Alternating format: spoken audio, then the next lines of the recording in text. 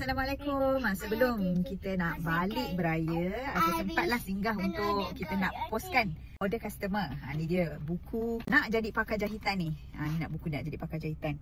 Kita nak postkan. Buku ni memang best seller tau. Sebab apa dia best seller? Sebab buku ni dia dapat membantu anda-anda yang baru nak start, baru nak berjinak-jinak dalam bidang jahitan kan. Anda mesti kena dapatkan buku Nak Jadi Pakar Jahitan ni.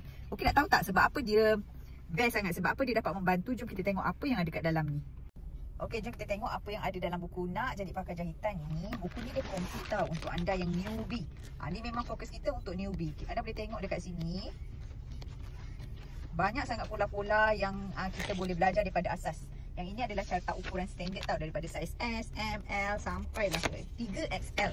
Kemudian kita ada cara nak menggunakan pita ukur.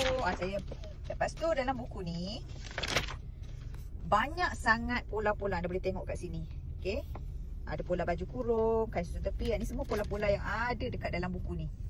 Nampak tak? Baju tradisional, baju moden, kebaya, jubah, pelbagai jenis kain ada, seluar, palazzo, okay, ada kurta, baju Melayu, lepas tu formula-formula semua ada dalam buku ni. So anda nak tengok tak macam mana cara kita berikan ilmu kepada anda.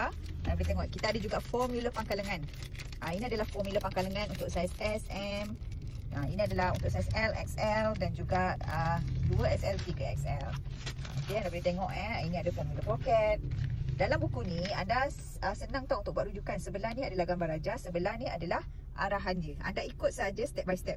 Kalau bahagian depan anda tengok dasar depan, anda akan dapat pola yang begini atau gambar raja yang macam ni. Kemudian bila dah siap bahagian depan, anda pergi pula kepada bahagian dasar belakang kat sini. Kan? Ni dasar belakang, anda akan dapat pola atau gambar raja yang macam ni. Ikut saja step by step. Cara yang kita gunakan ni, anda yang newbie pun, anda yang tak tahu buat pola pun, kalau anda ikut step by step, saya yakin anda boleh buat. So yang ini adalah dasar tangan, yang dekat sini. Ikut saja step by step sebab dia ada nombor. Siapa yang baru nak belajar, yang newbie, jom dapatkan buku Nak Jadi Pakar Jahitan. Senang saja cara dia. Anda tekan saja beg kuning yang ada di bawah, ataupun anda boleh saja tekan link di bio. Bye bye.